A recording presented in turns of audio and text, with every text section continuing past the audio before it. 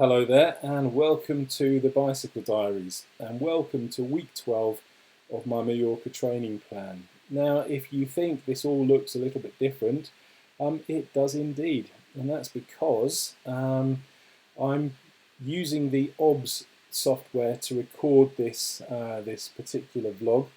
And the plan is that I use the OBS software to do the live streams that I've been doing on YouTube over the last week, 10 days or so, and you can just record, so that's what I'm doing. But basically the plan is to try and do these vlogs maybe once a month or once a quarter and do them actually as a live stream on YouTube.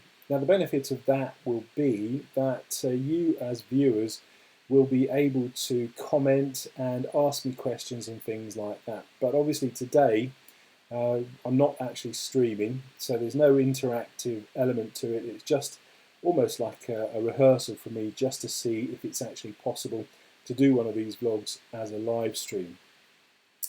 So with that said, let's get on with the rest of the vlog.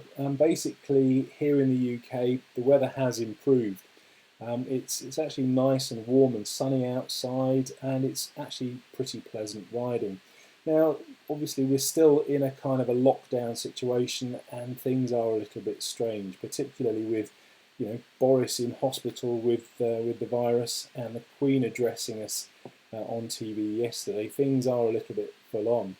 Now, the situation is, or the official situation is that we are allowed out to walk or cycle once a day, and we are only allowed to drive anywhere if it's an essential journey. So that means down to buy food, to or from work, or to go and seek medical assistance. And I personally haven't been out of the house for anything other than those reasons for the last 2 weeks or so.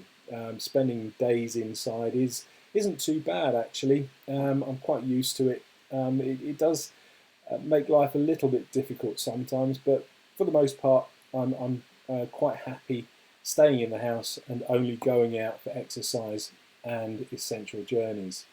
So with that said, and the weather being as nice as it is, I have done several rides this week, and if we go over to Strava, we can see that the first ride I did this week was on Tuesday, and it was actually the spinning session that I did, or the Jolly Good Velo meetup ride. Now this was the second one, and there was a little bit of confusion with it. Basically, we changed our clocks to daylight savings time, or effectively daylight savings time, the weekend before, and I think Zwift got a little bit confused. When I initially created the meetup, I scheduled it for 6:30 UK time, and then when I went to log in to actually do the ride, I could see that it was for an hour later, so I quickly changed it back, and I think that may have confused a couple of people, but still, nevertheless, a fair few turned up. There was Lindsay Coleman-Weller turned up, Jeff Slavich and Bruce Ricketts, just to name a few people. So thanks for doing that. That was great riding with you. As you can see, we rode in Watopia, and we ended up doing just under 24 kilometres. And it's actually interesting because I'd set the parameters of the ride so that nobody got dropped. As long as you pedalled, everyone stayed together. But that wasn't quite as straightforward as it sounds. Basically, when you were going up a virtual climb, I was getting dropped, just like in real life, because being a bit heavier than everyone else, it was calculating that I would be one of the slow ones. And then conversely, when the road started going down again, I was quite a way ahead. And then at some point, the system just all pulled us back together again, and we ended up doing the ride, which was absolutely fantastic. So thank you for riding with us, everyone. There is another Jolly Good Velo meetup ride for tomorrow evening, so that's Tuesday the 7th of April. But unfortunately, the Zwift system only allows me to invite 50 people, and all 50 places have been taken. So unfortunately, if you would like to join that ride, there aren't any more spaces, but I may be making another couple of rides in the future, so stay tuned. So then let's go back and have a look at Strava here, and then on Wednesday I've got some pretty unspecific rides here, just afternoon rides, and that's about just under 24 kilometers again, and these were actually spinning sessions that I did in the garage. If you were watching a couple of weeks ago, you'll know that a friend of mine, Chris, who's a spinning instructor, has started doing some spinning sessions using Zoom, and I actually have the some footage of that.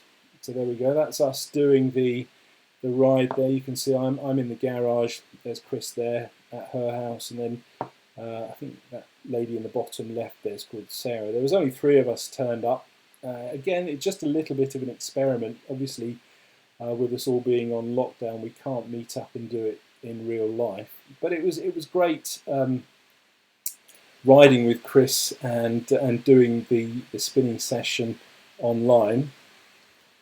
So if we go back over to Strava, let's see what we did. And then on Friday, I rode down to Southsea. So let's just go and have a look at this on the map here.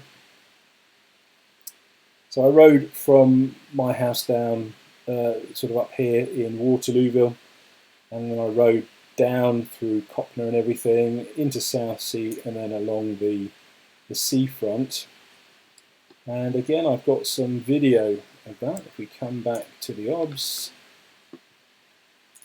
So this is me cycling along. This is coming through Waterlooville, and in theory, every single car you see on the road should only be there because they are making an essential journey. As I said, they can only be on the road if they are going food shopping, or if they are going to seek medical attention, or if they are going to and from work.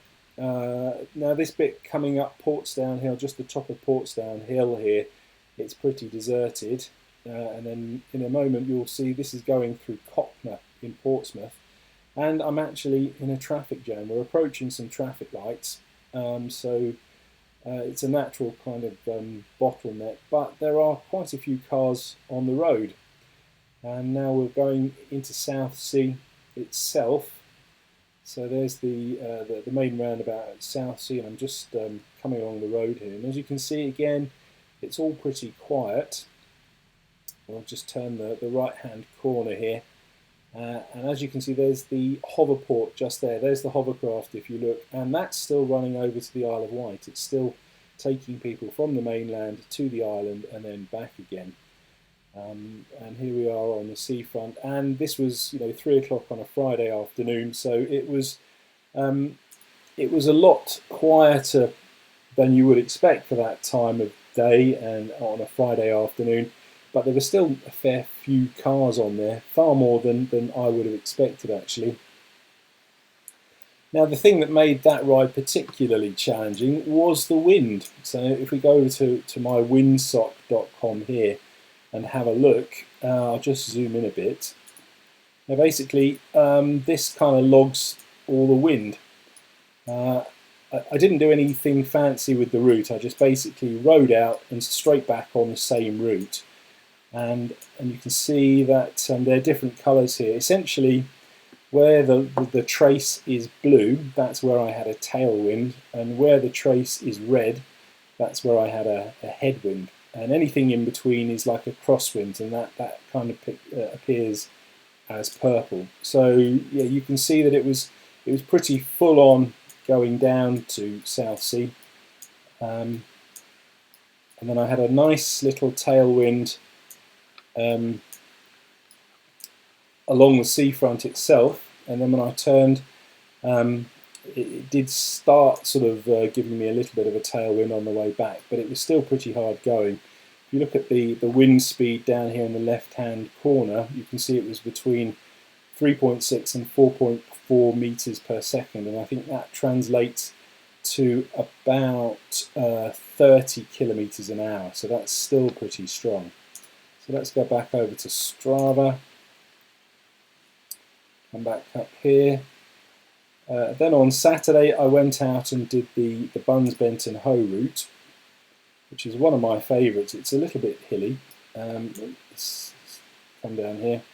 As you can see, there's some hills here, and that wasn't too bad. I had a bit of a tailwind going there, but this section here started to get a bit breezy, and then when I hit this road here and started heading for home, that was a full-on headwind, and that was particularly difficult. And then finally we come back and have a look at yesterday's ride. The weather was absolutely amazing. It says here 14 degrees, but it was actually, I think, closer to about 16, 17 degrees. And it was the first time I'd ridden in shorts and fairly. I only had one layer on, but I did have some arm warmers on. It was quite a short ride, and it was actually very pleasant. Again, the wind was quite strong, which made it quite difficult. But yeah, it was a very enjoyable ride all round. So if we just come back to the OBS and have a look at the totals for the year. So here we go. The totals for the year so far are 1,097 kilometres ridden, 51 hours of seat time, and I've climbed 6,626 metres.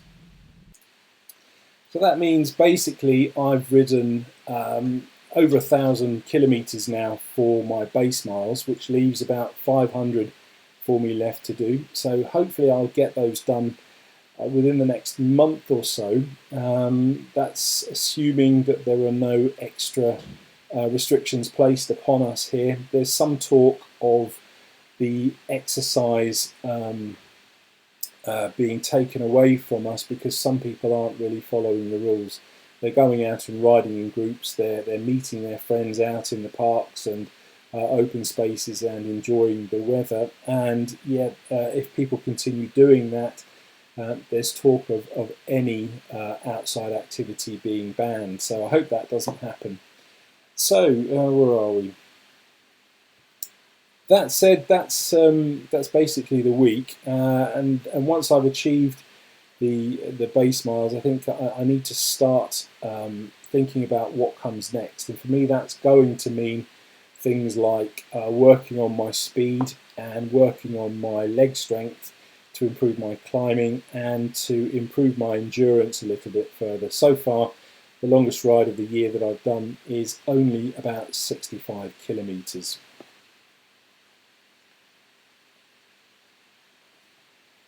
So let's come back to the full screen. So there we go, that's this week. If you're watching a couple of weeks ago, you'll know that I did have a few issues with my Hammerhead Karoo. Basically, it was saying that it was running out of internal memory, and then it just basically crashed, and I could not start it. I couldn't do anything with it.